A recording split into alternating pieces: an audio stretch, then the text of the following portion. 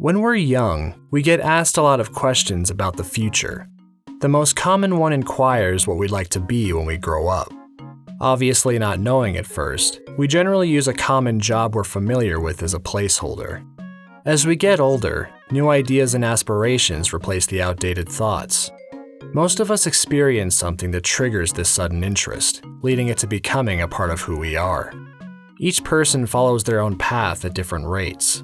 Some slowly work towards their goal, while others are more motivated to seek it out. A few select individuals think solely about this dream until they finally achieve it.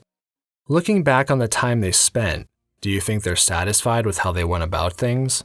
Should they have eased up a bit, or was their process justified in the end? Has the original goal they strived for changed as they pushed harder to grasp it? Were the sacrifices worth it? Ambition is a beautiful thing to have, but sometimes it can bring us to a place we never expected to arrive at. Will you press on or turn back? Welcome to Vagabond.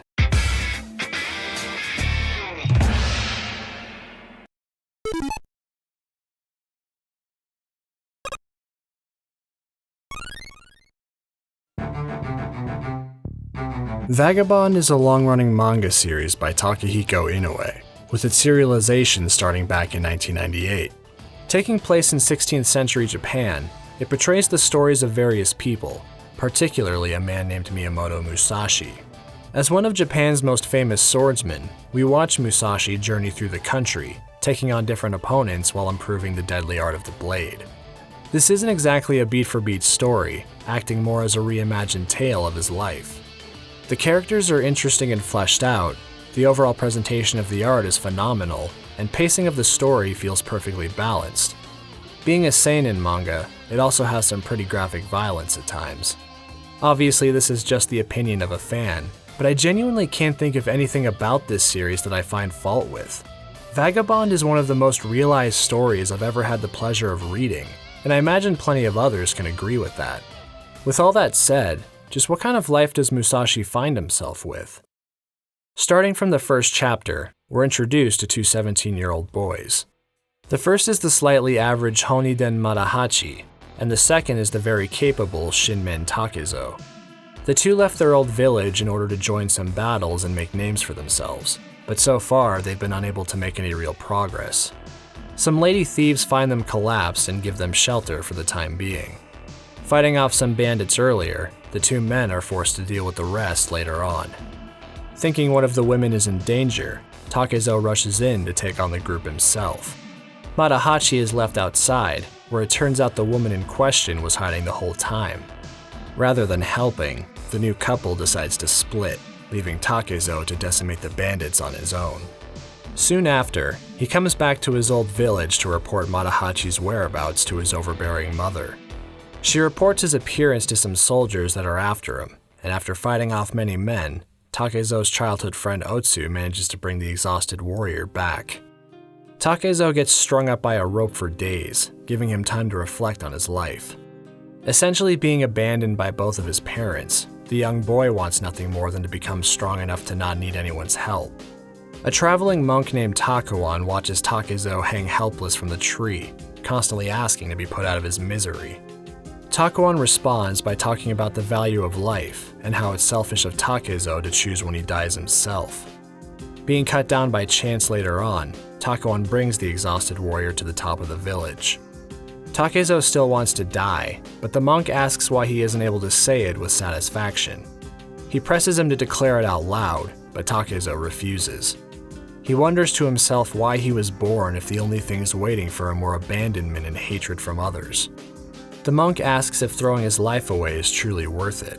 Surely there's a better answer to be found. Takuan convinces him that a violent life without honor is not for him, bringing Takezo to tears. Given another chance, Takuan frees the warrior, telling him to persevere. By doing this, he'll eventually find what he's looking for. It's at this point that the man's former self is left behind. Advancing towards a better future while carrying his origins, the swordsman is given a new name, Miyamoto Musashi. 4 years later, this is where the journey of our reborn protagonist truly starts. Coming to Kyoto, Musashi's goal is to take on challenging fighters with great reputation. It doesn't matter what gets in his way, because he's going to become invincible. His first target is Seijuro of the Yoshioka school. Making a sudden appearance at the dojo, he's met with condescending eyes. These quickly disappear as Musashi makes quick work of multiple opponents. Going toe-to-toe with some of the more advanced members, Musashi starts to become arrogant, assuming he can take on the entire dojo. This desire is quickly put down as the master appears before him. He has no wish to take on Musashi, instead offering him some friendly hospitality.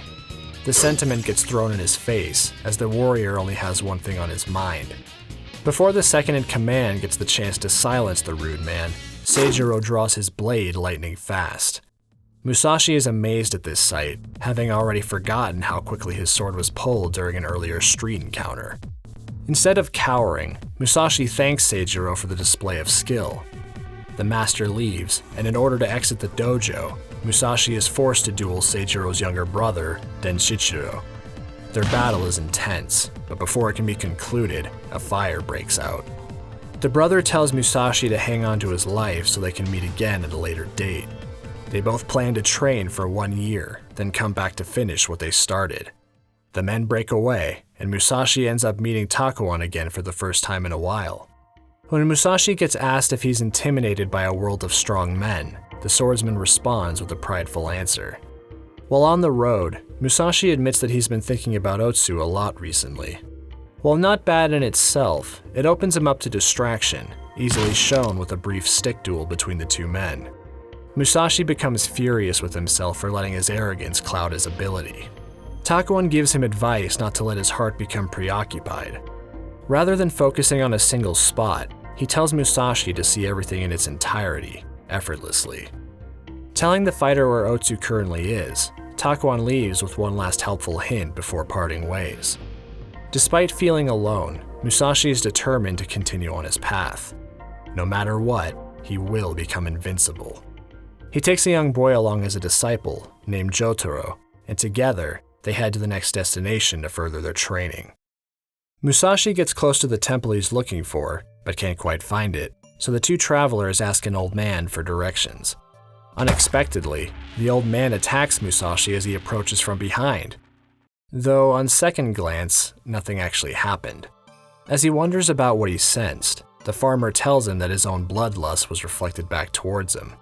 He expands on this thought by adding how the people he's encountered on his travels weren't enemies until Musashi made them enemies.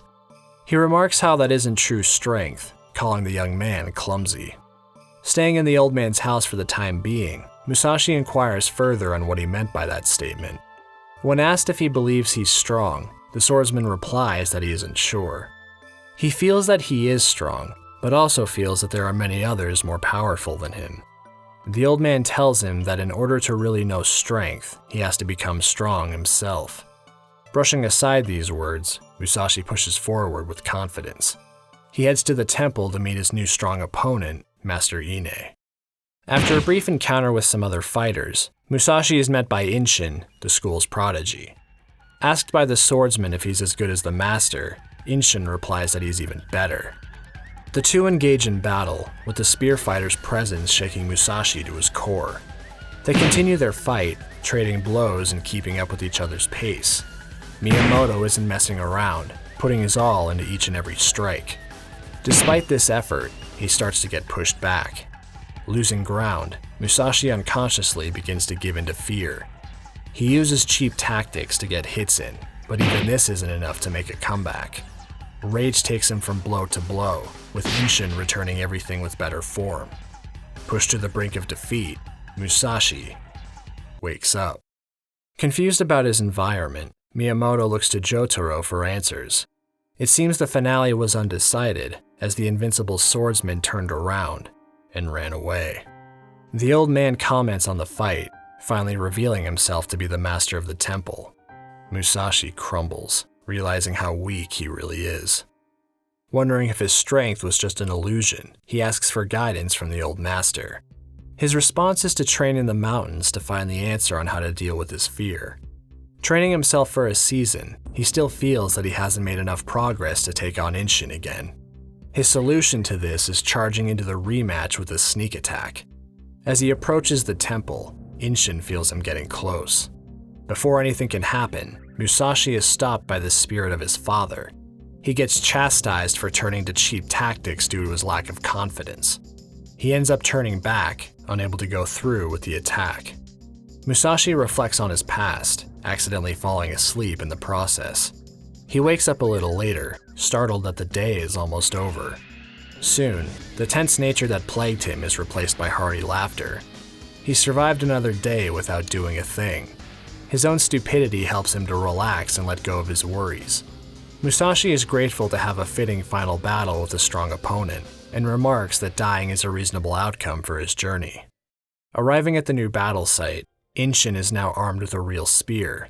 Whoever loses the fight this time is going to die. They remain motionless as their souls are locked in battle, and the old master remarks how Musashi's former bloodlust has disappeared. For reasons that even he doesn't understand, the swordsman feels more calm than he ever has during battle. He can see more clearly than before, allowing him more space. After a few short prior attacks, followed by a well-timed dodge, Inshun is defeated. Hearing Inshun's spirit before passing out himself, Musashi is told that he'll become an excellent fighter in the future. The young swordsman has survived another grueling battle. However, so has Inshun. After the two heal up, Musashi receives swords as a going-away present, and Inshun wants to meet again without fighting to the death. With Jotaro following behind, Miyamoto starts his travels again, this time on a path towards the Yagyu. Musashi's next goal is to challenge the Yagyu master to a duel. The problem with this is that the Yagyu refuse to see any aspiring samurai. Thanks to Musashi's growing reputation, however, the retainers decide to grant him an audience. Swords at his side, Miyamoto enters the enemy territory. The night starts off in a civil fashion, but the goal is to provoke a fight. Unfortunately for Musashi, most of the samurai present aren't easily angered. While this is going on, Jotaro is in the middle of a revenge match against the Yagyu's dog, a pet that previously attacked the young boy during the day. The barking causes most of the retainers to investigate, creating an unintentional situation. The remaining samurai becomes suspicious of Musashi's intentions, surprising him with the accusation of potentially being a spy. Outside, the dog is found to have been killed, bringing the wrath of the retainers against Jotaro. They plan to enact punishment, but Musashi jumps at the chance to accept it for himself. Since the invitation wasn't made aware to anyone else, the retainers want to put a stop to this situation as soon as possible. Miyamoto, on the other hand, is ready to make some noise. The Yagyu don't back down, ready to accept his challenge. Taking some of their attacks in stride, Musashi states that he has in fact gotten stronger. He thanks the old master for his previous help, and does the same for Inshun. With his new composure intact, Musashi begins trading attacks with 4 opponents at once. Gradually making his way to a nearby bridge, he's faced with a wall of blades, eventually being forced into the water below. Breaking free of his attackers, the invader disappears into the night. He finally reaches the Yagyu master's estate, coming face to face with his old friend. They have a bit of time together, and Musashi finds out that the master he's been trying to meet is now bedridden and retired from fighting. The retainers catch up soon after, but the only thing they find is Otsu with the sleeping old man. Everyone gradually leaves, giving a hidden Miyamoto the chance to sneak into the room from above. He thinks to himself how easily he could kill the Invincible master in his current state, but strangely finds his sword wrapped with something. It only turns out to be a back scratcher, though it's enough to leave him stunned. Another attack gets deflected by a mirror of his own bloodlust. As Musashi struggles with this, he catches the gaze of the old man. The eyes of the master bring him to a place of pure serenity, feeling completely foreign to the warrior that only knows destruction. For the first time, Musashi questions why it is he wants to be invincible. Is it really so wrong to pursue this path? After all, being invincible must mean to kill or be killed, right? Maybe not, as the gentle-natured man lying before him comes across massive in size and scope. The longer he observes him, the more Musashi becomes enthralled with this old man. Compared to his father, who obsessed over his title and feared it being taken away, the master before him has nothing to fear. Miyamoto says how he currently doesn't understand the meaning of being invincible, and when he asks for the master's definition, his answer isn't even close to what he was expecting. The Yagyu master simply tells him that invincible is merely a word. How does one become invincible? Attempting to find the answer too desperately just makes it harder to discover. If it's too difficult to see, close your eyes. Miyamoto's horizons have been broadened more than he could have hoped, and the seeds of change have been planted. Musashi leaves the Yagyu master, continuing on his journey without Otsu or Jotaro. While traveling, Miyamoto engages seemingly endless opponents. The experience is no doubt valuable, but the swordsman feels unsatisfied with the duels. Climbing a mountain, he wonders if his obsession with being invincible is too much of a focus. Reaching the top, he sees taller mountains all around him, putting his goals into perspective. Moving further along, Musashi arrives close to his next rival. Peering inside a run-down house, he finds Shishiro Baiken, master of the chain and sickle. Looking closer, Miyamoto is shocked to find that his opponent is a man that attempted to kill him back in his original village. Unlike before, the assassin's overall demeanor has changed. Nevertheless, the two head outside to begin the next deadly duel. Learning how this new weapon functions, Musashi takes a number of blows while figuring things out. He chastises himself at starting the fight without fully committing to it. Unconsciously falling prey to arrogance from battling weak samurai, his guard has been dropped. He manages to regain himself, but Baiken has as well, reverting to his former sadistic self. With the two fighters in sync with each other, the duel enters its next stage. Both are ready to die to whoever the victor may be. Using what he's learned up to this point, Musashi maintains a serene mind. He assumes a defensive stance using two swords instead of just one. This is something he took from his father, but his more relaxed state allows him to wash the negative association away. As Musashi lands his deciding blow, he bids farewell to the father that stuck with him all those years. Shishiro falls to his knees in defeat, giving the victory to Miyamoto. Satisfied with the outcome of the fight, Baiken tells Musashi how he's now done with the spiral of death and killing he's been involved with for so long. Instead of being prideful, the defeated man begs the swordsman to help patch him up. The wounded fighter still has someone he needs to protect. Leaving shortly after, Musashi wonders if he'd be able to do the same thing. As the woman he cares about comes into his mind, he grows more unsatisfied with the situation. Musashi continues to question his path, wondering if his fights up to this point have even been worthwhile. With plenty of time to think on this, the rest of the year passes him by. Re-emerging in Kyoto just before his rematch, Musashi immediately runs into Seijuro of the Yoshioka. With renewed vigor, his initial goal remains unchanged. Declaring his way of becoming invincible, Musashi shows that despite his previous doubts, he's back on the original path towards greatness. Seijuro remarks on his progress appearing to go backwards, leaving Musashi alone for the moment. He later tells Denshichiro that he wasted his time, commenting on him potentially being less polished than Musashi. Thinking more on his previous encounters, Miyamoto seems to have come to a conclusion. The thing he's lacking that the previous masters have is experience.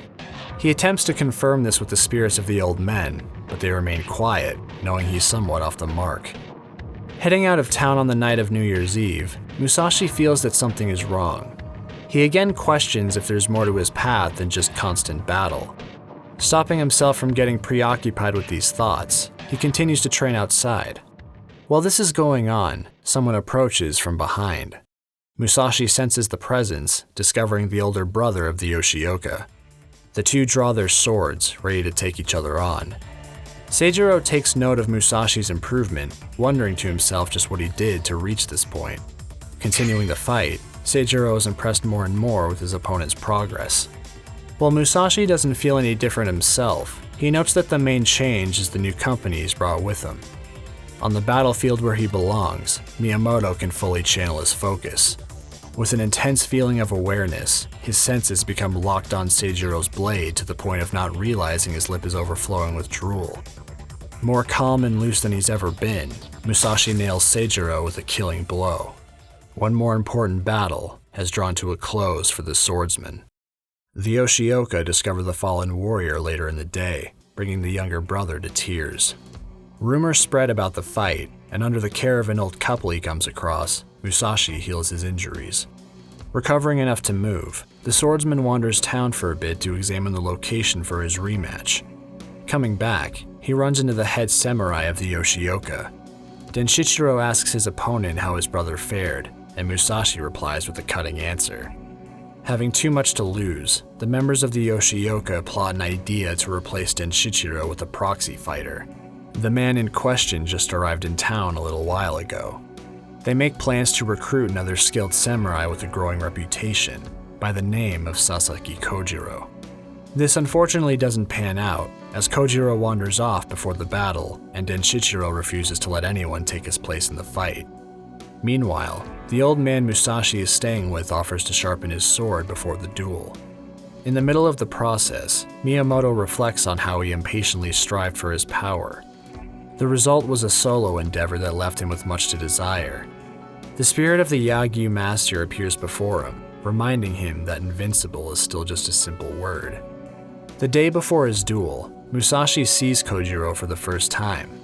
His finesse with the basic stick enlightens Musashi on what it is he's been missing. Finally achieving a real answer, he wonders why it took so long to discover it. By releasing himself and listening to the voice of his sword, it guides him in his strokes. He ponders what distracted him in the first place. Eventually finding his answer, he realizes it was something he had already thought about before. Musashi held himself back with his own impatience for power. The two swordsmen hold a mock fight with their sticks, until Kojiro gets excited enough to draw his blade. Knowing this isn't someone he wants to kill, Musashi stays his hand. Without any words, Kojiro understands, putting his blade back in the sheath. Grateful for his time with Kojiro, Musashi awaits his duel. Denshichiro has had a much busier time overall, training extensively even before Musashi arrived in town. Up to the day of the match, he relentlessly pushes himself, backed up by the entirety of the Yoshioka school. Full of confidence and level-headedness, he announces his future victory. The two fighters finally meet, and the duel commences. Denshichiro can already see just how much he's changed after their first battle. He nervously watches Musashi as he slowly approaches, but on the flip side, Miyamoto is playing out countless potential moves. His opponent is full of openings, and Musashi notices every one. Easily dodging wild swings, Musashi sees that his rival doesn't hear the voice of his blade. At this point, Denshichiro has the feeling that regardless of what he does, his ability just can't match up. He boldly charges forward, but it isn't enough. The duel is over in an instant. Interestingly enough, we actually have this spoiled to us almost 40 chapters earlier.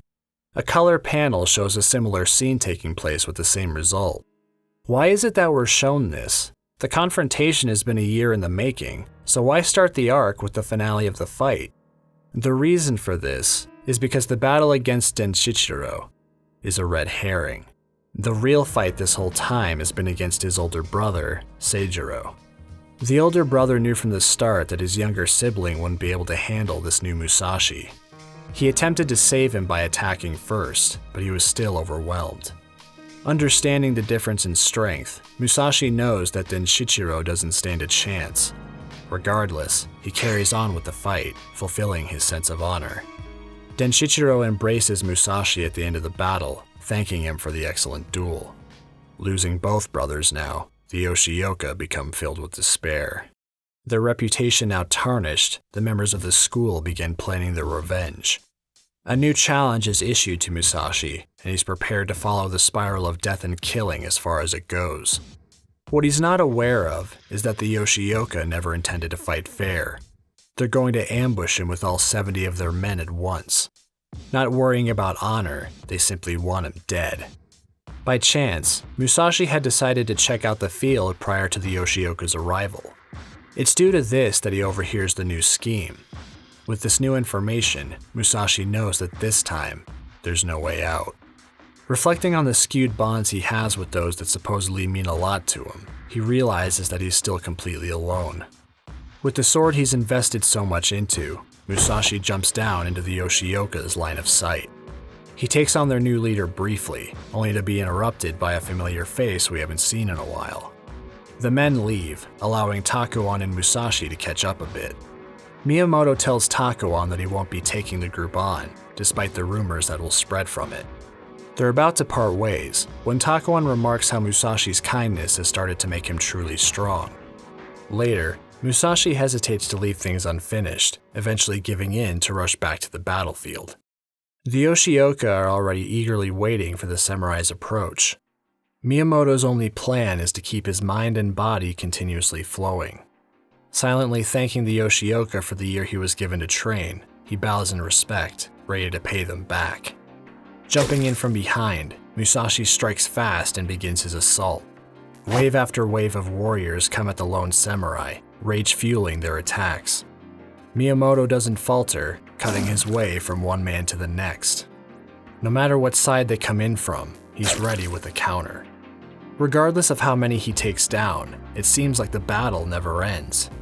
Taking a few blows himself, Musashi starts to weaken. The men think they have new opportunities, but these openings never come to fruition. Musashi maintains focus, continuing to flow despite the overwhelming army around him. His vision blurs, the enemies becoming nothing but colorless forms. In the midst of his fight, he looks to a future that would allow him to escape this cycle of despair. After one last attempt at a sneak attack, Musashi has finally done it. The battle with 70 men has finished with him as the lone victor. Heading into the forest to recover a bit from his wounds, Miyamoto is surprised by the arrival of someone he hasn't seen in quite some time. One of the lady thieves he met when he was still 17 is here before him. The encounter didn't last long, as she was left behind in favor of the warrior's path. Remarking that he should have let her come along, this meeting is once again cut short, but this time for another reason. With his senses dulled from the excruciating battle, Musashi takes a blade to his stomach. Before running off, she declares herself the former Seijuro's woman. Blacking out, Musashi later wakes up in an unfamiliar place. Seeing Otsu and the young Jotaro, his worries are put to rest. Takuan greets him as well, glad to see him in a better condition. It turns out that Musashi's old friend Matahachi found him collapsed, quickly bringing him to a nearby temple. The former sneak attack did the most damage, rendering his leg useless for the time being. His friends take care of him for the next few days while news of the massive battle spreads across the land. Soon enough, the authorities come to the temple and arrest Musashi. Despite his confinement, the wounded samurai gets treated well in his new quarters. Takuan visits him, attempting to convince him to finally stop fighting. His advice to keep growing is to make a place to return home to. Later, his guard tells Musashi that he is truly unrivaled under heaven. In his mind, he recognizes the ones he encountered during his journey to be of the same rank. Becoming strong himself, he now understands true strength. Musashi has finally reached the place he's been searching for. Then again, maybe he's not quite there yet. An important political figure visits later on, requesting an audience with him. When asked what it means to be unrivaled under heaven, Musashi simply tells the man that it's just a phrase. The very concept is like a heat haze. Once you get close enough, it disappears. Having rushed towards his goal, he's now unsure of the reason for his urgency. Finding this truth for himself, Musashi coldly states how it took 22 years just to learn about the real nature of his rank. With doubt beginning to cloud his judgment, he thinks back to the moment that his path started to waver. These thoughts reveal the bloody form of the formerly defeated Shishiro Baiken. Dropping his ego to protect someone he cared about, Baiken's actions marked the start of Musashi becoming increasingly conflicted. With his self-obsession more pronounced, it continued to push him along the path to greatness. Rather than finding satisfaction, he started to wonder if he was actually happy with his results. He eventually got the rank he wanted, but was the price too high? Talking a little more and suggesting taking up work, the old man declares how a path of compromise is better than his current more radical path. As he thinks more on the future and going down an easier avenue towards a happier life, he comes to an important conclusion. It's already far too late for that. Even if he really wanted to embrace the idea, the spiral of death and killing would continue, with Musashi directly in the center of it. His reputation would bring duel after duel, making a peaceful future impossible. Not just that, but he already has a place to return to. Rather than pursue a heat haze, Musashi instead wants to perfect his skill. Thanking the guards for being kind, he quickly knocks them out. Craving the spiral of giving and taking life, he once again heads back to his battleground. From this point, Musashi is constantly challenged by aspiring swordsmen. Drawing circles in the ground, he declares that he won't pursue his opponents, but if they choose to enter his zone, he'll kill them. Drunk on the idea of fame, everyone takes the chance, only to get killed moments after. Arriving back in Yagyu territory, Musashi reflects on the lessons that have been ingrained into his soul. After all this time, he's learned the importance of choosing his battles, as well as the weight of a life. Just before reaching his destination, he learns that the old Yagyu master has already passed away. This news comes from an old inspiration to Musashi, a legendary fighter known as Ittosai. He challenges Miyamoto to a duel, but gets disappointed when he's met with a weak fighting spirit.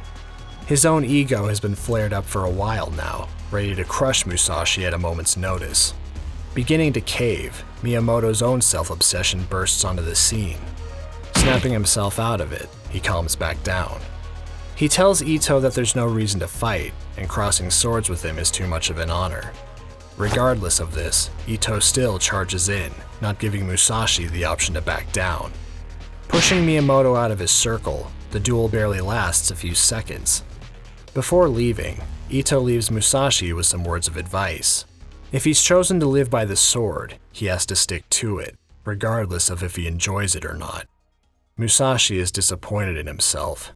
He thought he had extinguished his ego, but it came out against his will. Talking with the spirit of the Yagyu master, he's told that his own answers will continue to guide him. The last bit of wisdom he imparts onto Musashi is to smile more. Immediately after this encounter, the old man passes away, and about a year later, the old master from the Hozoin temple follows suit. Miyamoto is now alone with his thoughts, reflecting on his past and true form of self. He determines that the real enemy in front of him now is the fear stemming from his injured leg and the possibility of losing his rank of unrivaled under heaven. His state of mind isn't centered anymore, but he understands this. Moving on with his training, he hears something stirring within himself. Remembering Kojiro, the feeling vanishes before it can be pinned down. Gradually, Musashi has the realization that Kojiro has a metaphorical river flowing through him, keeping his path pure and flowing. This is the starting point for his recovery. Musashi continues to wander in no particular direction. Met with more adversaries wanting a fight, he has no choice but to take them on. He later wonders to himself when it was that killing others started feeling so wrong. Musashi is still conflicted, and his sense of self is becoming fractured. Taking a moment to reconnect with the earth, he finds comfort within his own infinite state. Despite the path he's chosen, Musashi still thinks about Otsu, clinging to a small hope of another potential future. Moving further along, Miyamoto eventually comes across a young boy whose father just passed away. He digs a grave for the body, and when asked about staying the night, the swordsman accepts the offer. The next morning, Musashi decides to cultivate the land for the young boy so he'll have plenty of food to survive on his own. The day after, he finds the field completely flooded. He refuses to give up, but he has no idea what he's gotten himself into. This village is home to a small community of people that are barely surviving off the land. A lot of them have given into their surroundings, but Musashi takes full advantage of the situation. This turns into a year-long training session with multiple lessons. On the surface, Musashi struggles with learning the art of farming and how to tame the earth he's trying to cultivate. Below the surface, he's attempting to not only reconnect with the nature he used to be familiar with, but is also trying to rediscover his body's inner voice. Kojiro is like water, so Musashi contemplates the true properties of water in relation to his training. His plot of land is lifeless, so the samurai listens to another field to better understand the energy of life. He's used to being alone, but a growing sense of empathy allows him to learn how to support others. Musashi trains with his sword every day, until his origins finally come back to shed some light on a restored sense of self. The villagers take note of Musashi's hard work and dedication, eventually coming to help with the farming. Through a lot of trial and error, the group manages to prepare the land for harvesting food. Everything is finally in order for their survival, except for one thing. Winter has arrived, and they still have to make it to spring. With barely anything left to eat, everyone is desperate to hang on. Slowly, the villagers begin to die out. Using any available resources to their absolute limit, they gradually hit the final wall. Having no food left, it's game over for Musashi. Fortunately, however, he's still got one more card up his sleeve. In multiple instances, Miyamoto is approached by men that are looking to employ him. Busy with his own agenda, he turns them down. Now that his back is against the wall, he makes the decision to put his own ego aside to protect the people he's lived with all this time. Head to the ground, he begs for help, learning another lesson in humility. Musashi is provided with assistance in exchange for his employment after the situation is resolved. Time passes, and spring finally arrives. The rice plants are set in place, and before long, the crops are fully grown. This personal journey has brought everything back to the bare essentials of where Miyamoto came from, and he's now ready to move on. With the village saved and his inner self renewed, Musashi sets off for his next destination, of Kokura.